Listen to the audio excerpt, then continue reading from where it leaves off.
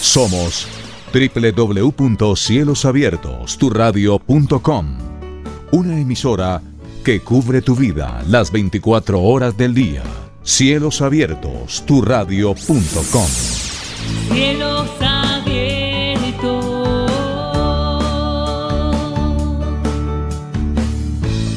Pasaporte a una nueva vida.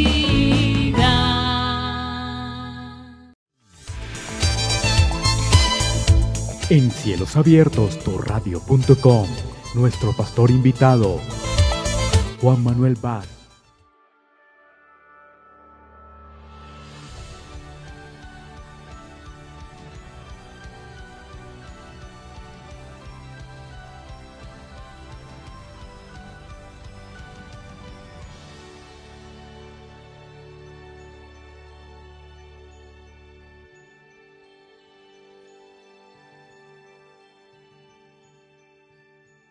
Porque hoy vamos a hablar de lo que viene después del juicio. Y después del juicio hay dos destinos. Para los hijos de Dios hay cielos nuevos, tierra nueva. Esa eternidad gloriosa con el Señor, que será lo que hablaremos la semana que viene. Esa tierra nueva. Y eso también será muy importante. Porque he hablado con algunos hermanos, tanteando lo que hay en sus mentes, y muchos creen que nos iremos casi como que a otro planeta. Y sostengo que la Escritura enseña que va a ser aquí. Y algunos ahí se asustan porque dicen, uy, eso es lo que enseñan los testigos de Jehová. Pero nosotros tenemos que tener una cosa clara. No todo lo que enseñan las malas religiones es malo. La Iglesia Católica enseña la Trinidad, y cuando hablamos de la Trinidad no decimos, ay, es que lo enseñan los católicos. Enseñan cosas que están bien. Y en cuanto al destino final de los creyentes, lo explicaré la semana que viene, pero creemos que el Señor ha prometido renovar esta tierra. Y yo siempre le explico a la gente lo mismo. ¿Recuerdan lo que pasó en el diluvio? El Señor se cansó de todo, quiso limpiar esto, mandó agua y empezó de cero. Volvió el pecado y se volvió a estropear.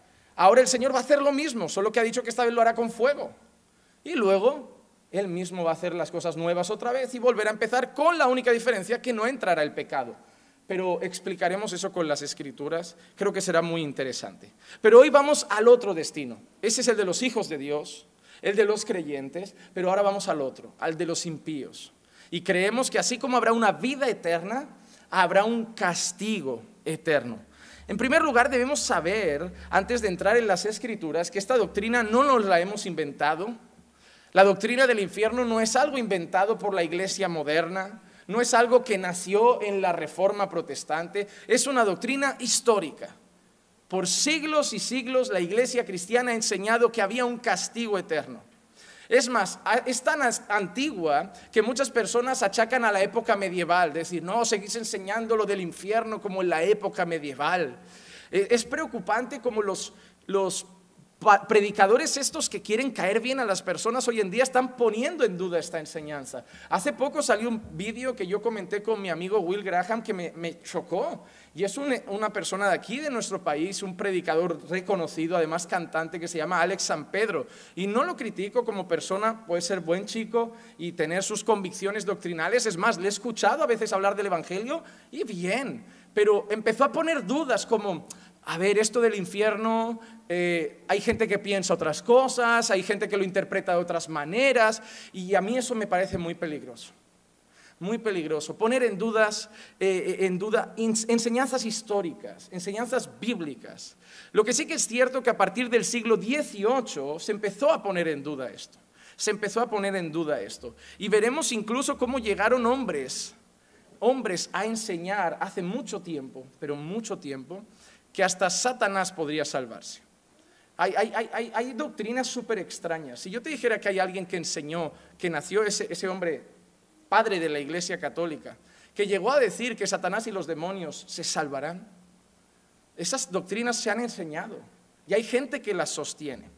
Miren, cuando nosotros pensamos en la doctrina del castigo eterno, en el infierno como nosotros lo conocemos, las dos posturas que normalmente la rechazan son el universalismo, que enseña que todos se salvarán, y el aniquilacionismo o aniquilismo, yo creo que la palabra correcta es aniquilacionismo, que lo que enseña es que las personas que no son salvas serán simplemente destruidas.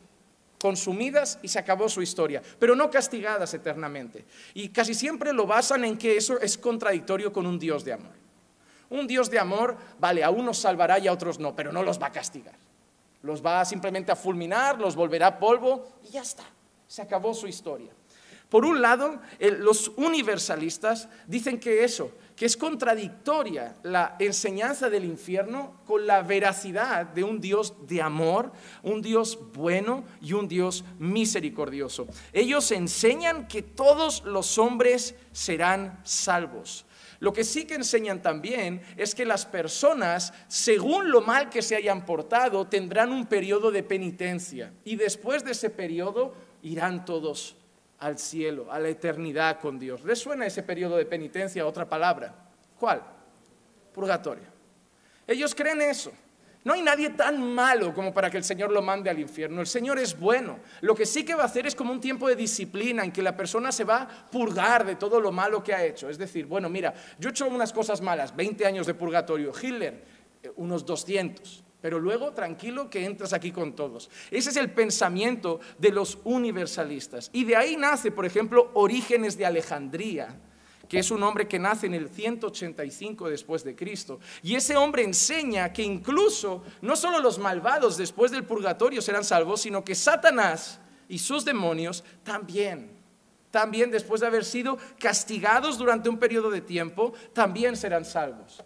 Y ese hombre nace de la Iglesia Católica Romana, era un hombre católico y empezó a expandir esa enseñanza. El universalismo se extiende por los Estados Unidos y Canadá de una manera muy fuerte en 1961 con la Sociedad o Asociación Unitaria Universalista, que actualmente cuenta con 211,000 miembros, 1,019 iglesias. Así que hay 1,019 iglesias, 211,000 personas que creen que todo el mundo, bueno o malo, absolutamente todo, serán salvos. No es poca gente, no es poca gente. Y por otro lado, si estos son los universalistas que niegan el infierno y enseñan esto, tenemos el aniquilacionismo. Y estos particularmente se centran en dos corrientes de religiones y son los testigos de Jehová y los adventistas del séptimo día. Y tienen dos formas de enseñar esto. En primer lugar, el primer pensamiento es que el hombre fue creado inmortal. Sin embargo, los que vivan en pecado y no crean en Jesús como su Señor y Salvador, esas personas perderán esa gracia de la inmortalidad y simplemente serán reducidos a la inexistencia después de su muerte. El otro pensamiento del aniquilacionismo es que el hombre recibió una inmortalidad condicionada. El hombre fue creado mortal, pero con la opción de ser inmortal si creía en Jesús. Es decir, el hombre en sí ha creado para vivir y morir y dejar de existir, solo que si has creído en Jesús has recibido inmortalidad, has recibido vida eterna. Entonces, al fin lo que ambos enseñan, ambas líneas de pensamiento, es que los buenos vivirán eternamente y los creyentes y los impíos o los incrédulos serán reducidos a nada, a polvo, a inexistencia. De ahí la palabra, completamente aniquilados. Por ahí tenemos, como hemos dicho, los testigos de Jehová, que enseñan que la aniquilación es para los malvados, para Satanás y para los demonios, que esos también serán reducidos a inexistencia. Y los adventistas tienen algo curioso, que es que además de que enseñan que serán aniquilados y reducidos a la nada, según lo malos que hayan sido, habrá un periodo de castigo. Es decir, ellos serán castigados, pero creen en un castigo temporal. Y después de pagar el castigo, hay aniquilados. Pero en ningún momento piensan que hay un castigo eterno. Es decir, los buenos, bien, los malos, consumidos, completamente consumidos. Entonces, ¿qué vamos a hacer nosotros? Vamos a refutar eso. Vamos a enseñar en primer lugar que la existencia del ser humano es eterna, tanto para la gloria eterna como para el castigo eterno. Es duro, y lo reconozco, pensar que una madre a la que uno ama por no creer en Jesús y saber que es una mujer que humanamente lo ha tratado bien, se ha esforzado por darle una educación, ha dado su vida por sus hijos, pero por no creer en Jesús va a arder en el infierno por toda la eternidad. Yo entiendo que es algo difícil de aceptar. Yo entiendo. Y yo reconozco que he tenido mis luchas íntimas con la doctrina del infierno. Yo no me las voy a dar de que todo lo entiendo rápido. A mí hay muchas doctrinas bíblicas que me ha costado en mi corazón aceptarlas. Y una es esa. Reconozco que la doctrina del infierno, como ser humano, hay momentos que me cuesta. He enterrado a mi abuela, he enterrado a mi abuelo, no creyentes. Y pensar que esos hombres que amo, esa mujer que amo, que mi familia, mis primos me pregunten ¿dónde está la abuela? Que todo el mundo se reúna en un velatorio a decir ahora está en un lugar mejor. Pero yo en el fondo de mi corazón bíblicamente creer que es condenada es difícil para mi corazón. Pero yo tengo que entender algo. En esta historia no se trata de aceptar lo que mi corazón acepta, sino aceptar lo que la Biblia dice. Y hay muchas cosas que soy limitado para aceptar, pero si están en la Escritura las tengo que creer. Y es lo que yo quiero hacer hoy. No quiero presentar a Dios más bueno, que es lo que intentan hacer unos, porque parece que si hablamos del infierno, ¿cómo luego vamos a decir que Dios es amor? ¿Cómo vamos a decir que luego Dios es bueno? ¿Cómo vamos a decir que Dios es misericordioso? Y luego enseñar sobre el infierno. ¿Y qué estamos haciendo muchos? Cambiar doctrinas para presentar a Dios más bueno para ellos, para que a ellos les parezca más bueno. Por ejemplo, ¿qué le cuesta mucho a la gente aceptar de la doctrina de la elección incondicional? No, Dios es injusto. ¿Cómo que tiene un pueblo escogido? Entonces, ¿qué hacemos? No, eso no puede ser, porque entonces Dios no es bueno, porque entonces Dios no es justo. Y el problema es ese, cuando nosotros queremos volver más bueno a Dios, como que Dios, la gente piensa que es malo y nosotros queremos cambiarlo para que la gente lo vea bueno. Es como cuando alguien dice, oye, ¿por qué Dios es amor y mandó matar a ese pueblo, a los niños, a las mujeres? ¿Qué hace toda la gente? No, mira, es que Dios sabía que esa gente iba a ser mala pero que no dejó vivo ni hasta los animales. Pero que tenía que... Ya, pero es que Dios sabía que... Lo intentan cambiar. No, Dios dijo que murieran, punto. No hay que justificar a Dios. Os equivocáis si creéis que las personas, por ver a un Dios más bueno, se van a rendir a Él. No lo van a hacer. Si no se rinden ante el soberano y todopoderoso, que decide incluso a quién matar, se van a rendir delante de ese Diosito que es un caballero que va picando el corazón. Como que les tiene que pedir permiso de las cosas. Claro que no. Si hoy estamos presentando a un Dios manipulable. Pues sí, nuestro Dios en un periodo de la historia, no sabemos por qué, le dijo a sus siervos que mataran a mujeres, niños, animales y no dejaran a nadie. Y nosotros, al igual que Abraham, cuando tuvo que subir a casi matar a su hijo, simplemente hay que aceptarlo porque es Dios. Y si no te parece bueno, el problema es tuyo, pero Dios es bueno aunque pida esas cosas porque la Biblia dice que Dios es bueno. Y yo no voy a cambiar a Dios para que a la gente le parezca Diosito, papito Dios. No, es Dios. Y el mismo Dios que saca a unos de Egipto se traga a otros en el desierto. El mismo Dios que a unos prospera, a otros les cierra puertas. Y el mismo Dios que a unos sana, a otros pone una enfermedad. Y el mismo Dios que da vida, a otros las quita. Él es Dios. Y el mismo Dios bueno, de amor y misericordia, que ha hecho vida eterna para pecadores que no la merecemos, también ha hecho un castigo eterno para pecadores que lo merecen. Y eso es justo. No es malo, es justo. Es justo. Porque yo lo que no llegaría a entender es qué hacemos nosotros con vida eterna. Pero no me cuesta entender qué haríamos nosotros con castigo eterno. Lo difícil para mí es entender cómo gente tan pecadora ha recibido tanta gracia. A mí el infierno no me cuesta entenderlo. A mí lo que me costaría entender es qué hago yo en el cielo. Pero eso nadie lo cuestiona, porque somos tan egoístas que creemos que somos buenos. Y ese es el problema. El problema es que Dios no lo vas a reducir al corazón de un hombre que siempre se va a creer justo y bueno. Justo y bueno. Así que lo que vamos a hacer hoy es, ¿saben qué? Dejar el corazón a un lado. y mirar la Biblia. Y a lo que diga la Biblia le diremos amén, aunque sea difícil. Porque de eso se trata la palabra de Dios. Porque es bonito decir amén cuando la palabra dice, yo estaré con vosotros todos los días hasta el final. Amén. Pero también hay que decir amén cuando dice, el que quiera venir en pos de mí, niéguese a sí mismo, tome su cruz y sígame. Amén. No hay que decir amén a las verdades que nos gustan. Hay que decir amén a toda la palabra de Dios. Toda la palabra de Dios. Y es curioso, y seguro que lo han escuchado más veces, que la persona que más habló del infierno es precisamente el Dios de amor hecho carne, Jesucristo. La persona que más menciona el castigo eterno, el fuego eterno, es Jesús. Y si nuestro Dios de amor y misericordia, que se hizo carne y murió por nuestros pecados, habló del castigo eterno, nosotros también debemos hacerlo. Empecemos, por ejemplo, con el Sermón del Monte. Mateo capítulo 5, versículo 22.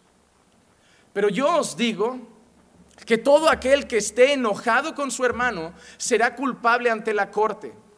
Y cualquiera que diga raca a su hermano será culpable delante de la corte suprema. Y cualquiera que diga idiota será reo del infierno de fuego.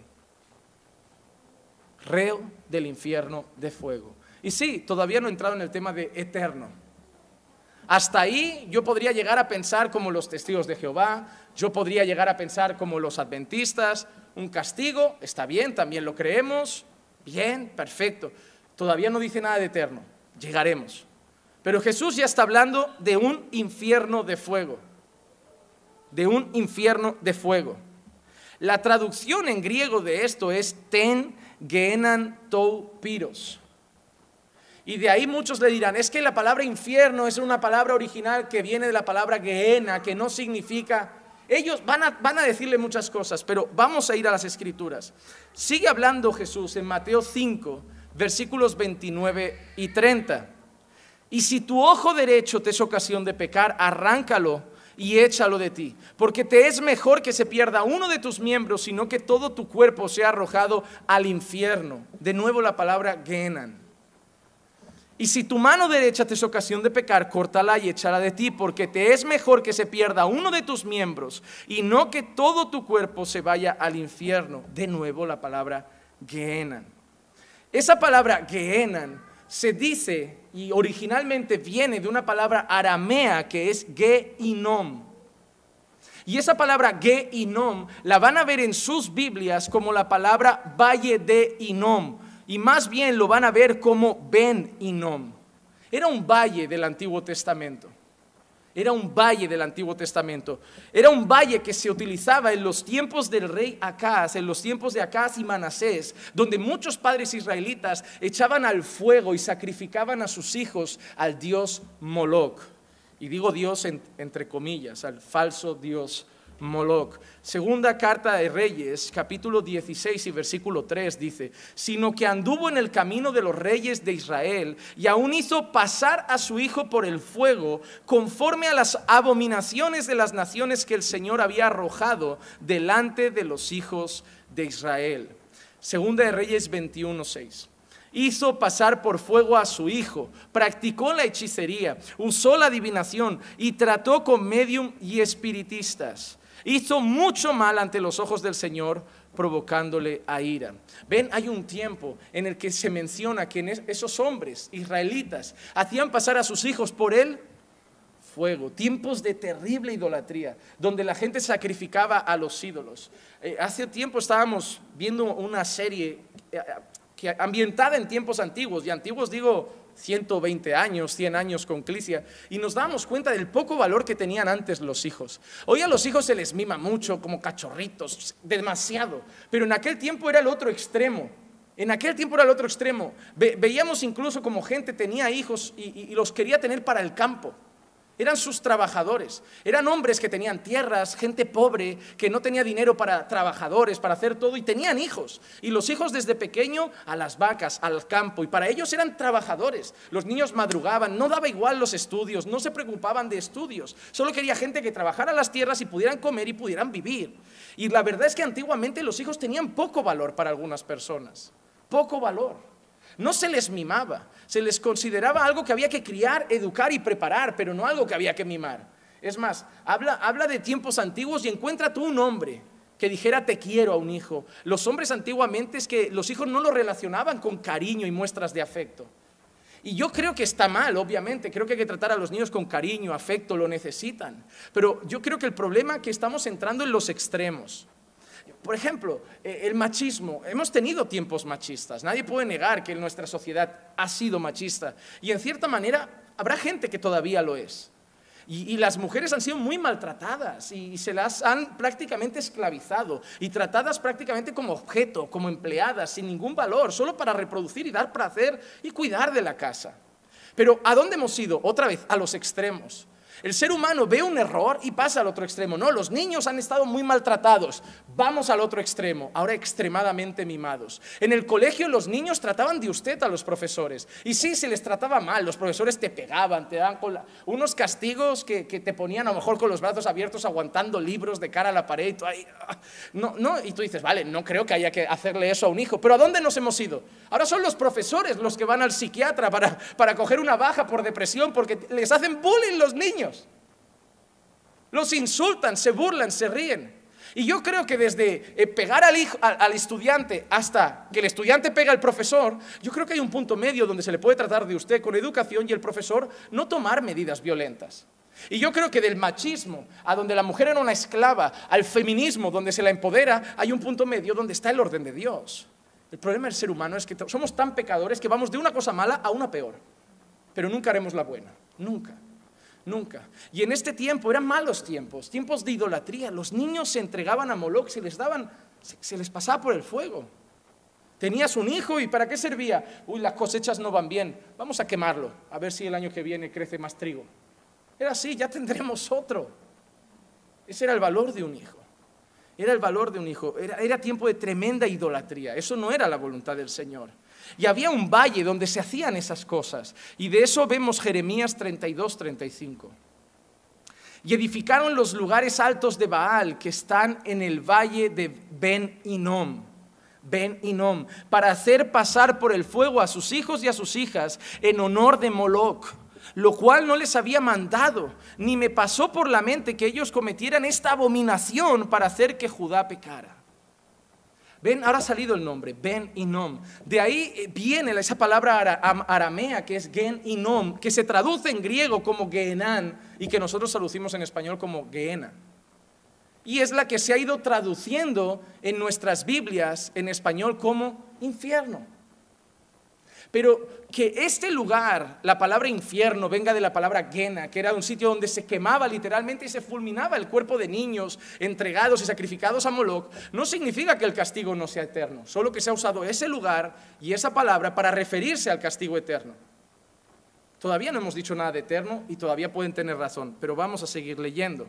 Vamos primero a entender más lo de este valle. El Señor había visto tanta abominación en este lugar que manda juicio contra ese valle. Jeremías 7:32 leemos esto. Por tanto, he aquí vienen días, declara el Señor, cuando no se dirá más Tofet, ni valle de Ben Hinnom, sino el valle de la matanza, porque enterrarán en Tofet por no haber otro lugar. Y Jeremías 19:6 vemos otra vez. Por tanto, aquí vienen días, declara el Señor, cuando este lugar no se llamará más Tofet ni valle de Ben Hinnom, sino valle de la matanza. Entonces, ese valle que el Señor había condenado, ¿por qué Dios condena ese valle? Dice, ya no se va a llamar así, ahora se va a llamar el Valle de la Matanza. ¿Por qué? Porque Dios manda un castigo incluso sobre ese lugar por todas las abominaciones que se habían hecho en los tiempos del rey Acaz y de Manasés, sacrificando los hijos a Moloch. Entonces, cuando Dios empieza a tratar ese lugar como un lugar de castigo, como un lugar donde el Señor ha puesto el ojo con desprecio, es la palabra que empiezan a usar en el Nuevo Pacto, en el Nuevo Testamento, para referirse al castigo eterno.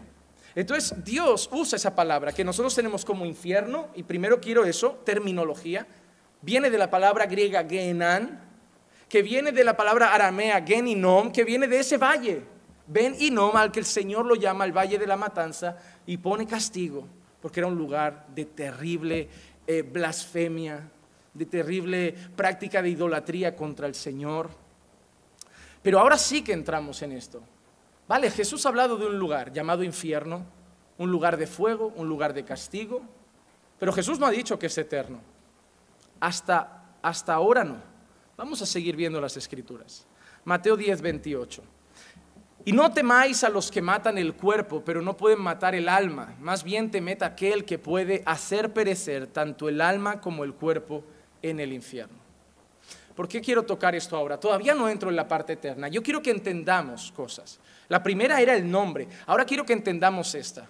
Mira lo que ha dicho ahora ese texto. Mira lo que ha dicho Jesús. Temed a aquel que puede hacer perecer tanto el alma como el cuerpo en el infierno. Relaciona el lugar de castigo con alma y con cuerpo. Eso tiene mucha relación, como habíamos dicho, que vendrá después del juicio. Y el juicio vendrá después de la resurrección, donde recibiremos todos un cuerpo. Un cuerpo, nosotros un cuerpo glorificado, pero tendremos un cuerpo. La gente no será condenada como un fantasma. Irán con cuerpo y alma al infierno. Qué curioso, ¿no? Cuerpo, alma y espíritu. Lo digo para los que todavía defienden la tricotomía. Cuerpo y alma. ¿Qué pasa con el espíritu? ¿No es condenado? ¿No viene con nosotros? ¿Nos separa en la eternidad? No, ser interno y ser externo, como ya explicamos anteriormente. Irán con todo al infierno. Eso está muy relacionado con lo que hemos leído antes, Mateo 5, 29 al 30. Si tu ojo derecho te es ocasión de pecar, arráncalo y échalo de ti, porque te es mejor que se pierda uno de tus miembros y no que todo tu cuerpo sea arrojado al infierno. Y si tu mano derecha te es ocasión de pecar, córtala y échala de ti, porque te es mejor que se pierda uno de tus miembros y no que todo tu cuerpo vaya al infierno. Entonces nosotros vemos esta relación en que nosotros seremos condenados, nosotros no, los impíos, al completo. Cuerpo y alma serán castigados en el infierno. Pero hasta ahí los aniquilacionistas todavía sirven. Hasta ahí los aniquilacionistas todavía pueden tener su pensamiento. ¿Por qué? Porque ellos dicen, vale, tanto el cuerpo como el alma serán fulminados, serán castigados. Pero ahora entra la parte que contradice eso. La palabra eterna. La palabra eterna. Mateo 18, 8 y 9. Vale, hasta entonces Jesús solo hablaba de fuego, de castigo. Bien, pero ahora aparece una palabra que cambia todo. Ser echado en el fuego eterno. ¿Qué significa eterno, hermanos? No hay que ser un catedrático. No hay que haber estudiado en la Real Academia Española. ¿Qué significa eterno? Para siempre. Para siempre. Y si tu ojo te es ocasión de pecar, arránquetelo y échalo de ti. Te es mejor entrar en la vida con un solo ojo que teniendo dos ojos ser echado en el infierno de fuego. Todas las veces que el Señor está hablando de ese infierno de fuego, ahora ha añadido la palabra eterno. Eterno. Y no es la primera vez, ni será la última. Marcos 9:43. Marcos 9:43. Si tu mano te es ocasión de pecar, córtala. Te es mejor entrar en la vida manco que teniendo las dos manos ir al infierno, al fuego inextinguible. Al fuego inextinguible. ¿Qué significa inextinguible? ¿Qué significa in? Que no. Y extinguible, apagarse. ¿Qué significa inextinguible? Antes ha dicho fuego eterno. Ahora ha dicho un fuego que no se extingue. ¿Cuánto dura ese fuego? Parece que no va a ser un breve tiempo de castigo. Parece que no va a ser algo que acabe al momento la gente, sino que van a estar en un lugar donde hay un fuego que durará para siempre. Y estas palabras, algunos pensarían, bueno, Jesús ha querido enseñar algo, esto es una enseñanza nueva. Esto está en el Antiguo Testamento. Hermano, nada en la Biblia es nuevo. No es como que el Señor hizo el Antiguo Testamento y para los judíos y para nosotros el Nuevo y el Antiguo nos sirve. El Señor se ha ido revelando a lo largo de la historia. Deben entender el concepto de revelación progresiva. Revelación progresiva. El Señor se ha ido revelando al hombre a lo largo de la historia. El Señor puso un tiempo sacerdotes, pero todo apuntaba a un sacerdote mejor que era Cristo. El Señor hizo un tiempo holocaustos y sacrificios, pero todo apuntaba a un sacrificio mejor que era Cristo. El Señor hizo cosas que todo apuntaba a Cristo. Dio un tabernáculo que apuntaba a Cristo. Todo apuntaba a Cristo. Llevó un libertador a Egipto, que era Moisés, pero apuntaba a un libertador mayor que era Cristo. Dio un rey como David que mató a un gigante Goliat, pero que siendo un pastor de ovejas apuntaba a un pastor mucho mayor que acabaría con un enemigo mucho más grande, que era el pecado y la muerte, apuntando a Cristo. El Señor se ha ido mostrando a lo largo de la historia al ser humano, a nosotros. Y el tema del infierno no es algo que dice Jesús solamente. Isaías, a mí me gusta mucho este pasaje, Isaías 66:24 dice: y cuando salgan verán los cadáveres de los hombres que se rebelaron contra mí, porque su gusano no morirá, ni su fuego se apagará, y serán el horror de toda la humanidad. Vuelve a decir lo mismo: y su fuego no se apagará. Y su fuego no se apagará. Antes ha dicho Jesús que era un fuego inextinguible. Ahora dice que es un fuego que no se apagará, que no se extinguirá. Jesús no está inventando nada. Isaías ya está empezando a hablar de un castigo que tiene que ver con un fuego que no se va a apagar. Así que hemos visto el término infierno, hemos visto también ahora el sentido de la eternidad. Hemos visto que tiene relación con la resurrección final porque va a ser una condenación de cuerpo y alma. Y ahora vamos a ver la descripción de ese lugar. Ya hemos dicho que es eterno, así que el tema del aniquilacionismo no nos vale. Ya hemos visto que hay condenados, así que el tema del universalismo no nos vale. Y ahora además vamos a ver cómo describe ese lugar, un lugar de tormento. Un lugar de tormento. Y hermanos, yo quiero que pensemos en este sitio. Porque seguramente tienes seres queridos que pueden ir ahí mañana. Eso es lo difícil de esta doctrina. Yo no sé tu madre, tu padre, tu hermana, hijos, que si murieran hoy, estarían ahí. Claro, a mí me encantaría pensar, no, vale, mi madre no se ha salvado, pero acabó, ya está. Simplemente no tiene más historia. Pero ¿cómo pensar en una madre gimiendo en un lugar de castigo eterno? Y que al mismo Dios de amor al que yo cantaré es el que ha dispuesto ese lugar. Claro, si me preguntas, ¿es justo? Sí lo es. Sí lo es. Si me preguntas, ¿tenía la opción de salvarse? Sí. La quiso. ¿Me duele? Sí. No querría creer en eso, no. Querría no enseñarlo y hablar solo de la tierra nueva para los creyentes. Y ojalá poder creer como adventistas o testigos de Jehová que los malvados solo desaparecerán. Me encantaría. O incluso me encantaría decir, ¿sabes qué? Yo me voy con Cristo a un lugar aburrido como muchos piensan y el infierno va a ser como muchos creen, Las Vegas, un lugar de pecado, ¿no? Que muchos lo pintan como un lugar donde habrán prostitutas, casinos y un montón de cosas. Pero la Biblia no lo describe así. Mateo 13, 41, 42 es un texto que a mí me parece, me apasiona. El Hijo del Hombre enviará a sus ángeles y recogerán de su reino a todos los que son piedra de tropiezo y a los que hacen iniquidad, y los echarán en el horno de fuego. ¿A qué lugar se refiere otra vez? Dice, allí será el llanto y el crujir de dientes. Y esta expresión, que la vemos por ejemplo, Mateo 25, 30, y al siervo inútil echadlo en las tinieblas de afuera, allí será el llanto y el crujir de dientes. O Mateo 22, 13, entonces el rey dijo a los sirvientes, atadle las manos y los pies y echadlo a las tinieblas de afuera, allí será el llanto y el crujir de dientes. Esa expresión, llanto y crujir de dientes, ¿qué piensan que es?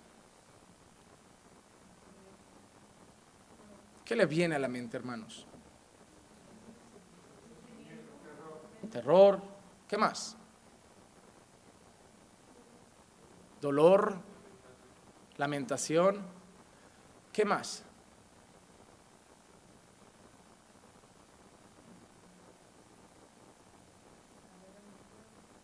Arder en el fuego. Miren, hermanos, la expresión llanto y crujir de dientes históricamente se dice que representa dos cosas. Habrán dos actitudes en el infierno. El llanto muestra lamento. Es como un grito de Señor, Señor, ¿por qué? Señor, ¿por qué estoy aquí? Señor, sácame de aquí. Señor, auxíliame, sin esperanza, sin posibilidad de auxilio, sufrimiento. Pero la expresión crujir de dientes, que yo siempre la había entendido como que algo duele mucho y uno aprieta, cuando he leído muchos comentarios sobre ese texto clásico, se refiere a gente que tendrá rabia de Dios. Es una expresión que representa ira intensa. Será gente que todavía odiará a Dios desde el infierno. Yo no merezco estar aquí. Esto no es bueno, esto no eres justo, no eres un Dios de amor, no eres esto. Será así esa actitud. Así que muchos historiadores dicen que esa expresión representa las dos actitudes que se verán en el infierno. Personas que su sentimiento de culpa quizá les habrán predicado, les habrán hablado y lo habrán rechazado, se habrán burlado y tendrán conciencia de por qué están ahí y sentirán ese peso de culpa, dolor intenso y estarán llorando intensamente, pero que habrán otros que estarán incluso rebelados contra Dios, odiando a Dios, sufriendo el castigo de Dios y aún así odiando a Dios. Y yo cuando leía eso me vino una imagen a la cabeza. Un niño pequeño. Hay niños que los estás castigando y lloran de dolor, de culpa, pero hay niños que los estás castigando y te dicen que te odian. Los corriges y los castigas, se giran y te dicen, te odio. En cuanto pueda me largo de casa. En cuanto pueda te meto en un asilo. Y yo creo que esas son las dos actitudes. Los niños son ese reflejo. Hay niños que lloran como me lo merezco, sollozando, y es justo, y me callo, y ya se le pasará el enfado a papá. Pero hay otros que se rebelan más. Te dan un portazo después de ser castigados y odian más al padre por haberlos castigado, porque siguen pensando que no lo merecen. Que papá es injusto, que papá es un tirano, que papá es malo. Pero papá lo hace por su bien. Entonces, esas son las actitudes que habrán. El tormento será grande. El tormento será grande. Entonces, hermanos, nosotros tenemos que entender que ese lugar es bíblico. Un lugar de castigo, eterno, lleno de dolor, lleno de quebranto, lleno de gente sollozando, lleno de gente sufriendo, lleno de gente irada. Un llanto que no se acaba, una ira que no se acaba, un dolor que no se acaba. Y estos días, hoy estábamos, por eso llegamos un poquito justos, estábamos llevando a nuestra cuñada, la estábamos trayendo, que dio a luz hace un par de días, y la estábamos llevando a casa, no tenía nadie que lo hiciera. Entonces, me contaba Clicia que habló con ella y le pusieron mal la anestesia. La epidural no calcularon bien. Y sintió los cortes de la cesárea. Mientras la cortaban, sentía, y lo único que le podían decir es, ya hemos empezado, esto no se puede parar, anestesiar, esto hay que, aguanta. Y claro, lo expresan como un dolor intenso. Te están rajando. Pero duró un tiempo. La esperanza que le daba el doctor es, aguanta que esto acaba ya. Pero ahora imagínate que eso no acaba. Yo no sé los golpes que te habrás dado en la vida, o sobre todo las mujeres han dado a luz, lo duro que habrá sido un parto, pero ahora imagínate que eso no acaba. Porque la esperanza cuando algo nos duele va a pasar. ¿Qué le dices a un niño cuando se da un golpe? ¿Le das así como si fuera mágico? ¿Le frotas como si eso quitara los dolores? Yo no entiendo quién fue la primera madre que dijo, si le hago eso y soplo, mi hijo cree que se cura. Mi padre te pisaba un pie y te decía, a que ya no te duele la mano. Te dolía el pie, es más listo. Pero la esperanza que nosotros tenemos en el dolor es que es temporal. Cuando tú ves a un hermano sufrir, ¿qué le dices? Palabras de esperanza, ¿no? De, hermano, esto durará un tiempo. El Señor es bueno, la situación va a pasar. Pero imagínate que tienes a una persona delante, que estás ahí y le dices, de aquí no salimos y esto no acaba. Porque la palabra eterno no significa 100 años, 1000 años, 2000 años, 10.000 años. Significa levantarte un día y otro día y otro día. Bueno, no levantarte, ahí no habrá esto, pero sin cesar. Un dolor intenso. Y te aseguro que será peor que los dolores de parto. Yo he visto películas, escenas de mártires, documentales, de gente siendo quemada. Y yo veo que sufren. Tanto que yo en mis oraciones siempre le digo al Señor cómo me gustaría morir. Tengo esa manía mala, porque tengo temor no a la muerte, sino a algunas muertes. Digo, Señor, si puede ser que no me despierte y ya, bien. Pero Señor, ni ahogado, ni quemado. Porque cada vez que veo escenas de gente que o se ahoga o se quema, yo sufro de verlo. Me falta el aire viendo cómo el otro se ahoga. Y yo digo, Señor, ahogado no, ahogado no. Por eso cada vez que me falta, ya con la mascarilla esta, pues esto ya me agobia mucho. Pero me imagino a esa gente quemada, piel deshaciéndose, eternamente, eternamente. Y es ahí donde yo entiendo que muchos digan, es que eso no es un Dios de amor. ¿Dónde está la misericordia? Yo es lo que le digo a todo el mundo. ¿Por qué no preguntas dónde está la justicia? ¿Por qué no preguntas dónde está la santidad? Porque es de un Dios de amor, porque todos deberíamos estar ahí. Y muchos no estaremos. Esta enseñanza no solo debería movernos a predicar, sino nos debería mover a cantar, porque yo no voy a ir allí. Y además, si eres como yo, que creo en la seguridad de la salvación, estoy seguro que no voy a ir. No vivo con ese miedo de algunas religiones y denominaciones de, ¿y si la he perdido hoy? ¿Y si hoy viene Jesús? ¿Y si me pilla medio chueco? ¿Y si me pilla mal? ¿Y si...? No, yo me voy para allá, yo soy salvo, con mis defectos, con mis caídas y mis tropiezos, pero Dios me ha salvado y cada día voy luchando por agradarlo más. Yo no me voy a ir al cielo porque no voy a caer. Si no, no iría nadie. ¿Saben que me duele cuando veo esos creyentes que se ponen cargas que Jesús no pone? Mucha gente se cuestiona su fe por fallar cuando Jesús ha dicho que vamos a fallar.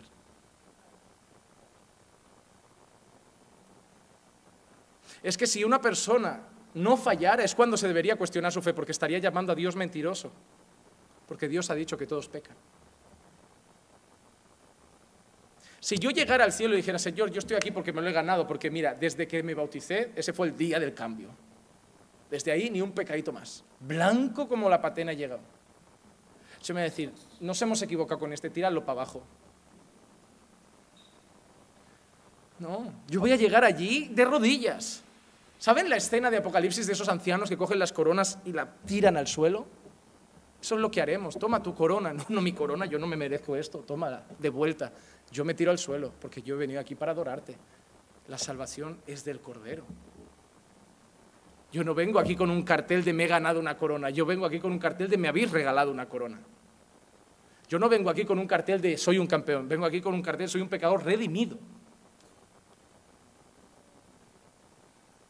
Pero eso no me da motivo para estar tirándome al lodo.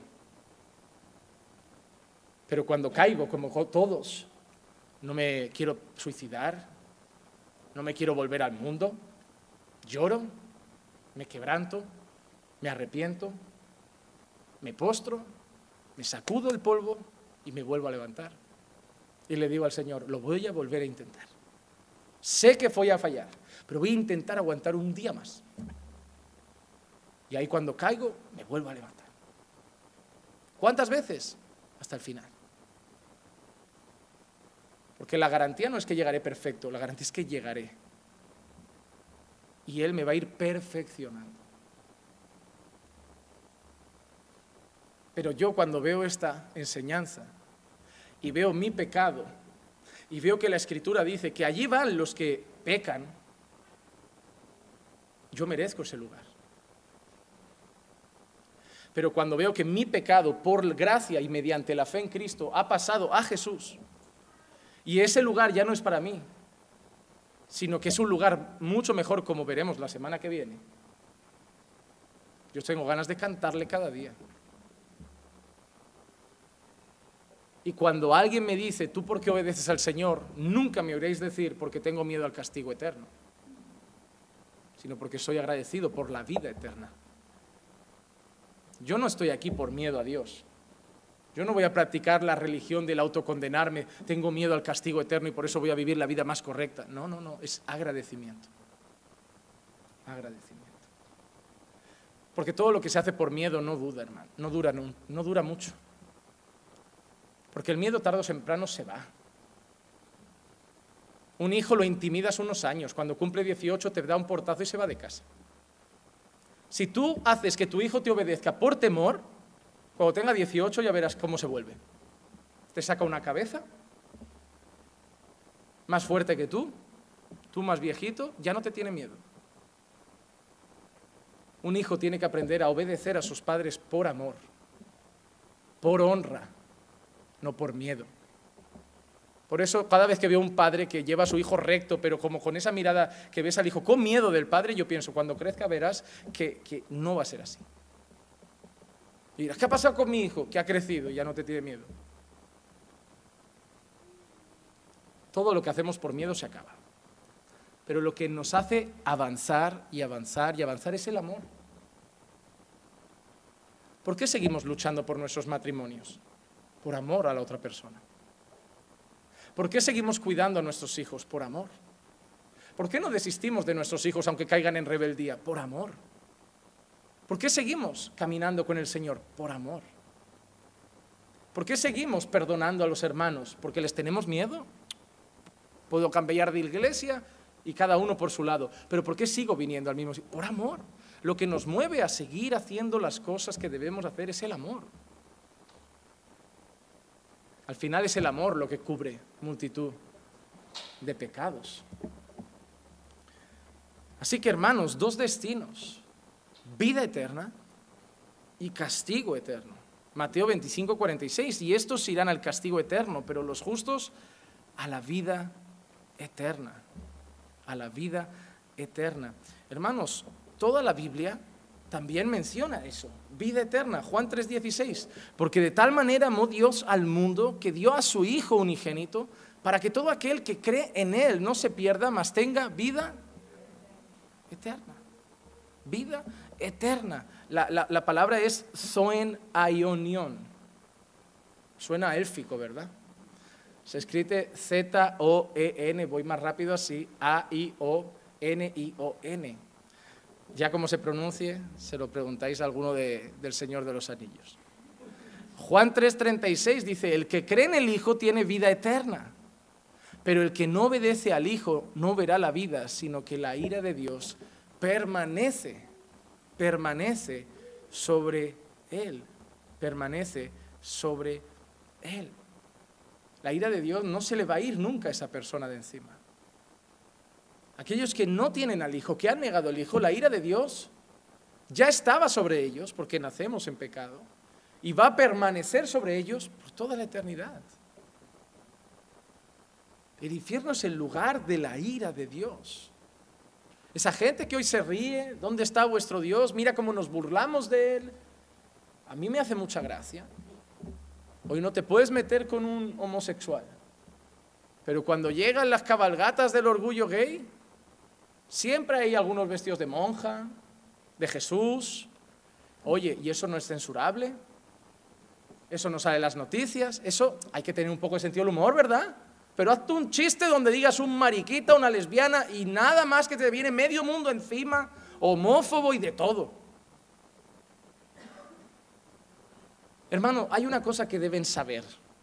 Nosotros vamos a ser siempre los apestados de esta tierra.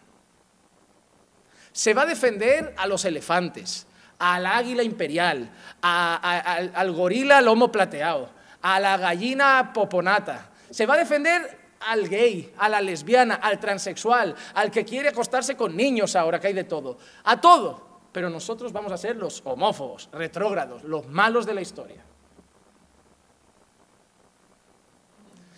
Se muere una persona de color en Estados Unidos y medio mundo revolucionado. No me ha parecido nada más estúpido que una foto que me han mandado hoy de unas personas blancas pidiendo perdón por ser blancas, esposados con la cabeza agachada delante de manifestantes con un cartel que ponía: lo sentimos por ser blancos. Lo hacían de verdad, pero a mí me sonaba cómico. Digo, ¿tengo que pedir perdón por ser blanco ahora porque muchos blancos hayan sido racistas? ¿Tengo que pedir también perdón por ser hombre porque muchos hombres han pegado a sus mujeres? El mundo está raro, hermano. Pero se mataron a 2 pastores esta semana en Nigeria, a un hombre y su mujer embarazada de su 9º hijo, que han dejado 8, a metralletas, y eso no va a salir en las noticias. Y hace 3 meses, una iglesia también en un país africano, con todos dentro, 35 personas, cerrada por fuera y quemada, y eso no sale en las noticias. Porque si son cristianos no importa, pues son los malos. Porque al final el mundo está mal porque los cristianos somos, parece que nos ven a todos la cara de la Santa Inquisición. Parecen que creen que seguimos quemando brujas, ahorcando a los pelirrojos y ahogando en el río a los zurdos. Parece que somos así. Porque solo dices, la homosexualidad es pecado y te tildan de odio. ¿Por qué? Porque cuando he hablado de que el hombre es cabeza, incito al odio contra la mujer. Porque cuando hablo de que la mujer no puede ser pastora, incito a un mensaje machista. Porque cuando digo que la homosexualidad es pecado, incito al odio. Porque a lo bueno le llamarán malo y a lo malo le llamarán bueno. Y te digo una cosa, cuando alguien me dice, qué rabia, ¿no? Digo, si crees que a mí lo que me preocupa es que si una página de Facebook monetiza o no monetiza, esto se va a complicar. Esto va a llevarnos a la cárcel. Y yo no sé si lo voy a vivir yo o la próxima generación, pero esto va a pasar. Va a llegar un día de que aquí en Europa y al ritmo que vamos, te digo yo que creo que lo veré. Entonces nos va a prohibir mencionar temas de homosexualidad, infierno y cosas así en el púlpito. Y pastores tendrán que pagar multas y al final irán presos. Y debemos estar firmes en la fe, hermanos. Yo sé que hay muchos muy tranquilos diciendo, nosotros no pasaremos las peores cosas de la tribulación. Yo les diría, estén firmes. No vaya a ser que nos pille en medio. Porque yo no sé qué están esperando, pero las cosas no se están asomando muy buenas. No lo están. Ya nos censuran. Ya nos censuran. ¿Tú sabías que para tener cualquier cosa, asociación aquí, los locales te los pone el gobierno? Asociación de ayuda al movimiento LGTB, gratis, no, toma, subvención. Asociación de esto, subvención. Asociación para drogadictos, subvención. Mezquitas también subvencionadas. Iglesia Católica no paga un duro. Es más, por muchos años aquí en España se han llevado de nuestros impuestos. Pero tú dile que vas a abrir una iglesia cristiana nuestra. Y paga más que un prostíbulo de impuestos. Te dicen libertad religiosa en España. Libertad, cuando vas a preguntar aquí en España las normas para abrir un centro de culto, te dan normas que son imposibles de cumplir. Tiene que tener esto. Es que no hay locales así. Ay. Son listos. Te dicen que hay libertad cumpliendo las normas, pero te dan unas normas que no se pueden cumplir apenas. Y por eso te tienes que ir a ciudades donde puedes cumplirlas. Tarde o temprano vamos a tener que empezar a estar escondidos. No falta mucho. Pero eso, después de leer esto, no es nada. Cualquier deuda, prisión o actitud de marginar a la iglesia que tenga este mundo no es nada comparado con lo que este mundo que nos odia va a recibir en la eternidad. Y así que cuando el mundo se burla, se ríe, se jacta, hace bromas, yo agacho la cabeza y simplemente pienso, Señor, ten misericordia. Porque ellos se burlan un rato, pero lo que les espera,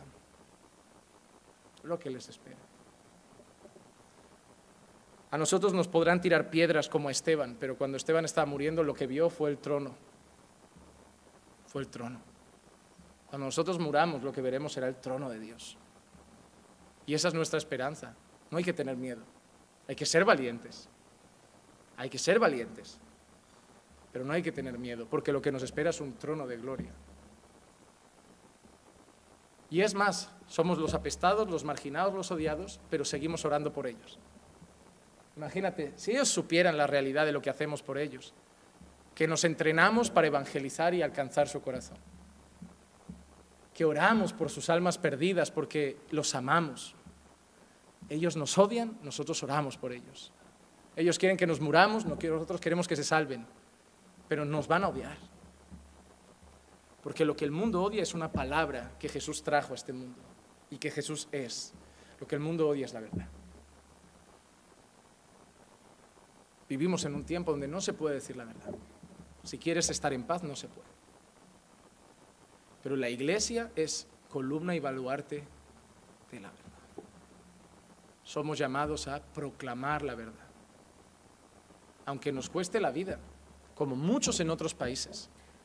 Pero lo blanco es blanco y lo negro es negro. Lo pecado es pecado y lo profano es profano y lo impío es impío y lo que está bien y lo que está mal está mal. Esto no es todo relativo, según cómo se mire, hay pecado y no pecado. Hay condenación eterna y hay salvación eterna. Nosotros tenemos un regalo maravilloso, Juan 10:28, yo les doy vida eterna y jamás perecerán y nadie las arrebatará de mi mano. Mira ese texto, este texto de Pablo, segunda carta a los Corintios 4:17-18, pues esta aflicción leve y pasajera, ¿cómo dice Pablo que es lo que nos pasa aquí? Leve y, hemos dicho que el castigo de ellos es, nuestro sufrimiento aquí es, hermano, cuando sufres, lo único que tienes que recordar son estas promesas, es pasajero. Es pasajero. Puede ser que te dure toda esta vida.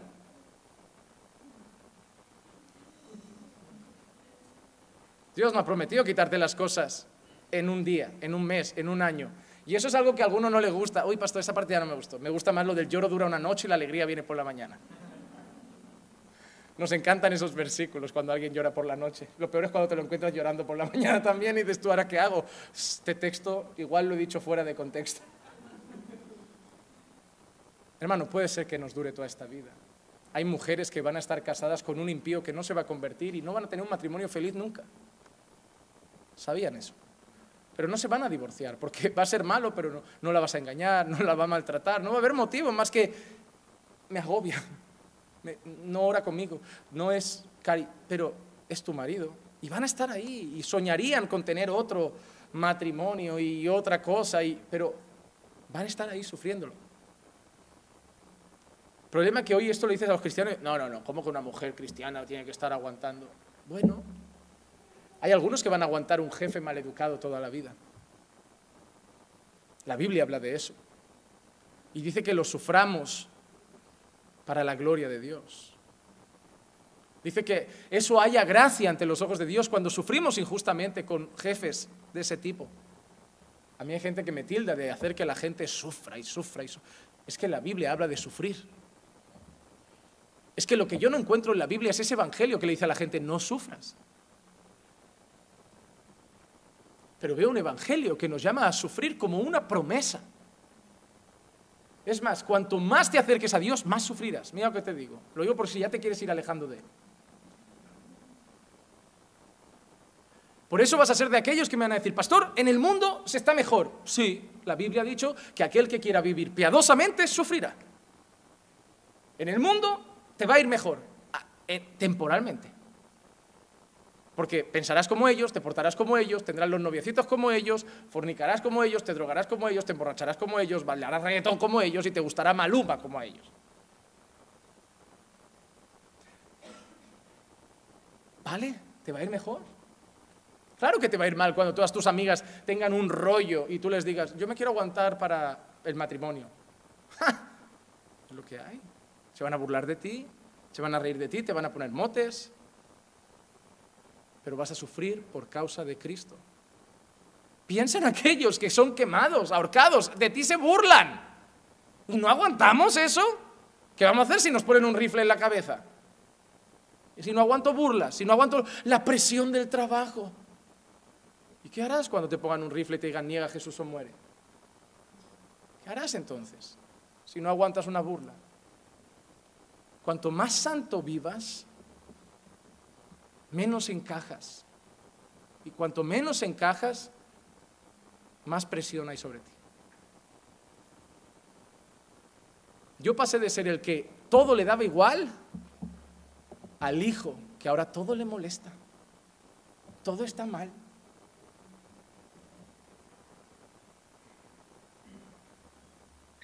A veces he estado con mi esposa en sitios que sentimos que no les apetecen que estemos allí. Y cuando son desconocidos es una cosa, pero cuando es familia. Tú sabes que es llegar a un sitio y sentir que la gente que, como que eres su familia y dice, tienen que estar. Pero luego llegas y es como, nos corta el rollo. Y tu corazón se rompe en 1000 pedazos porque dices, yo te amo, pero no, ya no caminamos en el mismo. Y eso con el mundo da igual, pero ¿y una madre? Yo no sé si os llegará a pasar esto, pero tú sabes lo que es no apetecerte cenar en una comida familiar. Porque estás incómodo en tu propia familia. Escuchar bromas que... Y tienes dos opciones, o poner cara de hipócrita y sonreír, o poner mala cara y decir que pase pronto, y al final vuelves a casa diciendo, qué triste, ¿no? Lo peor es que yo ahí disfrutaba, me subía en la mesa, movía el pañuelo, y ahora me siento como un pez fuera del agua. Pero es que Jesús lo dijo, he venido a poner padre contra hijo, hijo contra madre. Yo no vine a traer otra cosa, yo vine a traer espada. Hermano, eso es el Evangelio. El que no se predica hoy. Y por eso la gente se va desviando. Ay, se desvió, porque la gente no le han enseñado lo que va a encontrarse en el camino. Por eso yo creo que lo que hay que enseñar a la gente cuando llega a Jesús es el precio de seguir a Jesús. Está muy bien hablar de lo bonito que es Jesús, sí, te da una paz que sobrepasa todo entendimiento. Es tu roca, tu fortaleza, tu refugio, pero hay un precio. Y la gente debe escuchar eso. Es como cuando le dices a una pareja que se va a casar, solo lo bonito, no es la mejor decisión de vuestra vida, es precioso. Prepárales para lo malo. Hay días malos. Todos estos te dicen, yo nunca duermo en el sofá, mi mujer y todos han dormido en el sofá un día, o 2, o 3. Y si no tenían sofá, en el suelo. Algunos ni han dormido. Y eso es matrimonio. Y vas a tener un día de fiesta que va a parecer un cuento de hadas, le vas a poner hasta el zapato, vais a revivir la Cenicienta, pero un año después habrá un día que ella te va a tirar el zapato. Van a haber luchas. Os vais a fallar. Un día os vais a gritar. Van a haber días malos. Uy, entonces no me caso. Pero es lo que hay. Engañar a la gente y hacer que se sorprendan, yo creo que es peor. Es que a mí hay gente que me escribe y me dice, me voy a separar, no somos compatibles. Y digo, ni yo. Yo es que no he encontrado una pareja que lo sea. No conozco hasta hoy un matrimonio que los vea y diga, ¿qué pareja? Compatibles, almas gemelas. No me parecen nada. Pero van a estar juntos hasta el final. Con Jesús en el medio. Eso es matrimonio. Y la vida cristiana es súper complicada. Ay, pastor, es que ya no siento la presencia. Yo me he pasado a veces semanas sin sentir nada. Y no me voy a ir al mundo. Pero es que la Biblia no dice que yo viva por lo que siento, sino por lo que creo. Esto se trata de convicciones, no de emociones. Y a mí la palabra me dice que Él está conmigo. Es que no siento a Dios, pastor. Bueno, pero Él te dice que está. ¿A quién vas a hacer caso? ¿A tu corazón, que la Biblia dice que es engañoso, o a la palabra, que es la verdad? Entonces, ¿qué hago? Sin sentir no tiene gracia. Es que te has metido en esto porque tenga gracia. Es el problema. Que hemos vendido una vida cristiana llena de éxito, victoria, días bonitos, todas las enfermedades se curan, todo el paralítico andará y todo el ciego verá. Y de golpe mamá que tenía cáncer muere. Y yo hice un ayuno y oré y me subí a un monte y a lo alto de un rascacielos para orar desde más cerca del trono de Dios y ahí no pasó nada. Y Dios, en el mismo sitio que cuando te salvó y en el mismo sitio donde aquella mujer dio a luz un hijo. Porque Dios está en el hospital, donde una mujer está dando a luz, y está en el velatorio, donde uno está enterrando a su hijo. Pero estamos presentando otro Dios. Y últimamente presentamos a uno que no castiga. Y por eso hay mucho cristiano que vive de cualquier manera también. Porque hay mucho cristiano que, aunque no lo crea, vive como un universalista. Como si al final Dios nos vaya a meter a todos en el cielo. ¿Por qué lo va a hacer grande? Y no es así. Hay gente que se va a ir al infierno. Hay gente que se va a ir al infierno. Nosotros tenemos una gran promesa, como leíamos. Esta leve tribulación pasajera nos produce un eterno peso de gloria que sobrepasa toda comparación. Al no poner nuestra vista en las cosas que se ven, sino en las que no se ven. Porque las cosas que se ven son temporales, pero las que no se ven son eternas. Pero así como nosotros tenemos promesas eternas, también hay castigo eterno. Y como hemos dicho, hemos citado a Jesús, hemos citado a Isaías, y yo quiero concluir citando, por ejemplo, a Pablo. Segunda carta a los Tesalonicenses 1:9. Esos sufrirán el castigo de eterna destrucción. Y es muy curioso que ellos quieren torcer ese versículo. Los aniquilacionistas cogen eso y dicen, no es destrucción. La palabra significa aniquilado. Entonces, ¿cómo estás aniquilando algo eternamente? Te voy a estar haciendo polvo por toda la eternidad. Vas a ir desapareciendo poquito a poco eternamente. No. Lo que pasa es que esa palabra que ellos usan para justificar el aniquilacionismo es una palabra que tiene varios significados en la Biblia. Habla de castigo, habla de matar, también habla de perderse.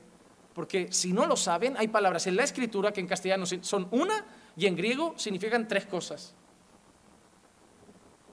Por eso es importante estudiar cómo se interpreta la Escritura. Por eso les sigo animando a los que todavía no se han apuntado al curso que haremos en septiembre.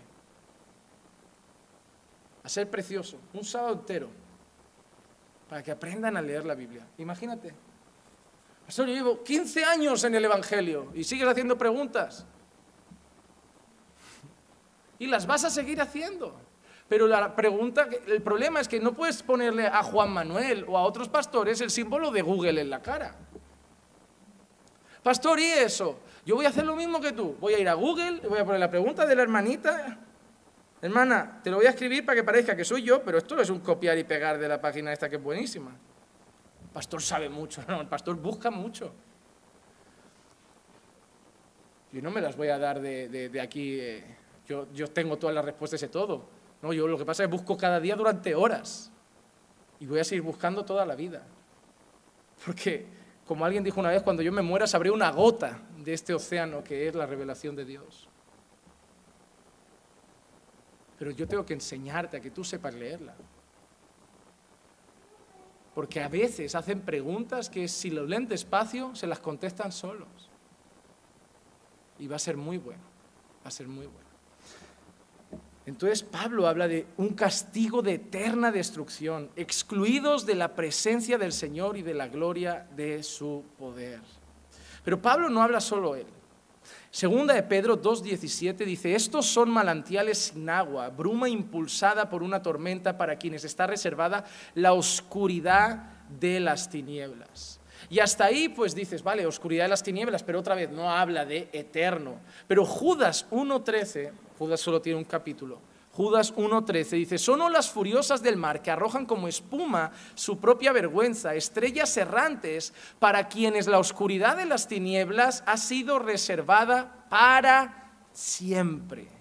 Pedro ha dicho, destinados y reservados a la oscuridad de las tinieblas. Y Judas dice, la oscuridad de las tinieblas, citando como Pedro, pero ahora añade que ha sido reservada para siempre, eternamente. Judas también dice en el versículo 7, así también Sodoma y Gomorra y las ciudades circunvecinas, a semejanza de aquellos, puesto que ellas se corrompieron y siguieron carne extraña, son exhibidas como ejemplo al sufrir el castigo del fuego eterno.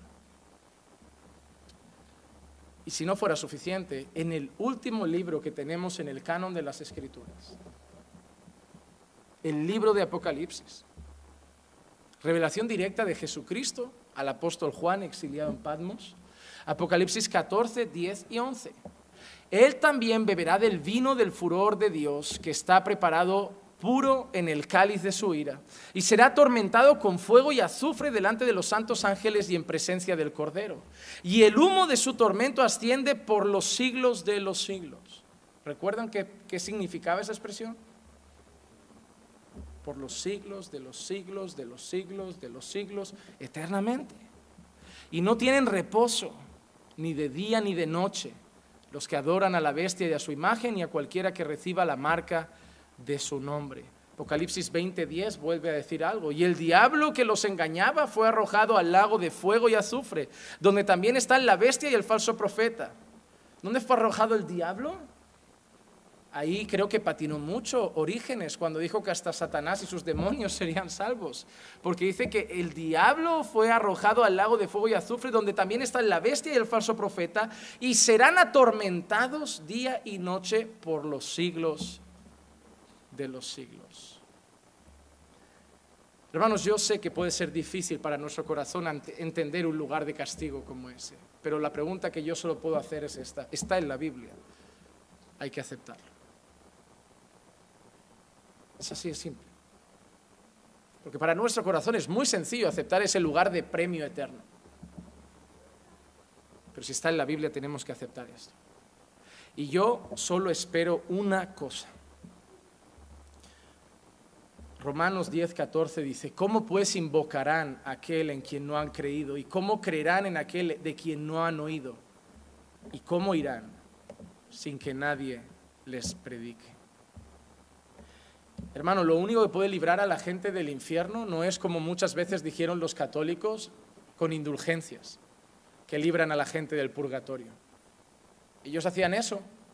Cada vez que tu moneda toque el fondo de la caja, un familiar tuyo sale del purgatorio.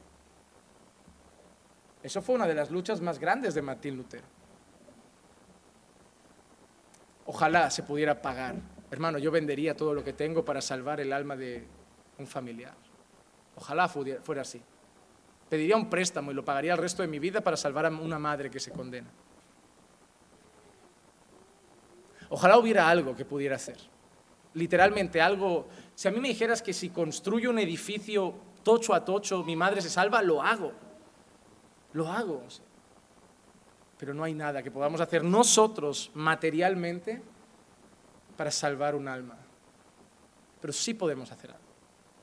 Y eso es lo que me preocupa más. Que yo creo que en el fondo muchos no creen en el infierno.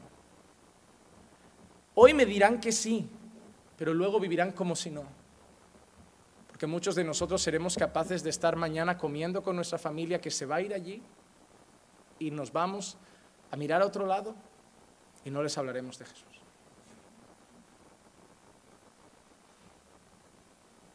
Y eso es lo único que podemos hacer.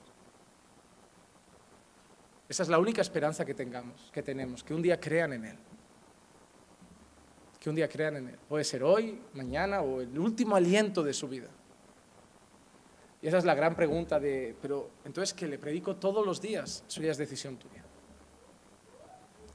Ya, pero pastor, ¿por predicar más no se van a convertir? Pues no lo hagas. Si tú eres de los cómodos que cree que como la elección, entonces no predico bueno, yo soy de los que cree que la Biblia dice: id y predicad a toda criatura. Sé que crea mi madre, mi padre, mi hermana, mis seres queridos, depende únicamente de Dios. No de mi elocuencia, no de cómo lo expongo, sino de Él. Y eso te debería motivar a ti, porque a lo mejor piensas: es que yo no sé mucho y soy torpe, entonces ¿cómo le voy a...? Es que no depende de ti. Puedes presentar el Evangelio de la manera más torpe y hasta tartamudeando y el Señor quebrantar un corazón. Y puedes presentarlo de la manera más elocuente y perfecta y no pasar nada. Para que pase, cuando pase, tú solo digas algo: gloria a Dios. Pero hermanos, como yo dije este domingo, el 95% prácticamente o más de esta iglesia viene de otras iglesias. Gente que estaba en el error, conoció la verdad y vino. Y yo me alegro, y que sigan viniendo. Pero hay algo que como pastor dije el domingo, lo digo hoy y me parece que lo voy a seguir repitiendo varias semanas. ¿Dónde están las almas que estaban perdidas y están llegando por la misión de la iglesia cumplida? Pastor, es que no hay grupo de evangelismo y no tiene que haber. Tu trabajo es tu punto de misión. Tu barrio es tu punto de misión. La cajera del súper donde compras regularmente es tu punto de misión. Tu jefe es tu punto de misión. Tus compañeros de trabajo son tu punto de misión. La chica que un día sales y está llorando en el autobús es tu punto de misión. No tiene que haber un grupo de evangelismo. Tú eres el grupo. Tú tienes una misión. Y sí, vas a traer a muchos que se irán y no volverán. Pero un día uno se quedará. Y habrá fiesta en el cielo por un pecador que se arrepiente. Y no pienses solo en tu familia, tú invita, trae. Y confía que el Señor va a ir salvando pecadores. Porque te salvó a ti, hermano. Recuerda quién eras antes de Jesús. Y te salvó a ti. ¿Qué no hará con los que te rodean? Si Jesús nos salvó a nosotros, puede salvar a cualquiera. Vamos a ser ese vehículo para que este lugar de tormento veamos a muchos que no llegan allí, sino que llegan a Cristo. Amén. Vamos a orar.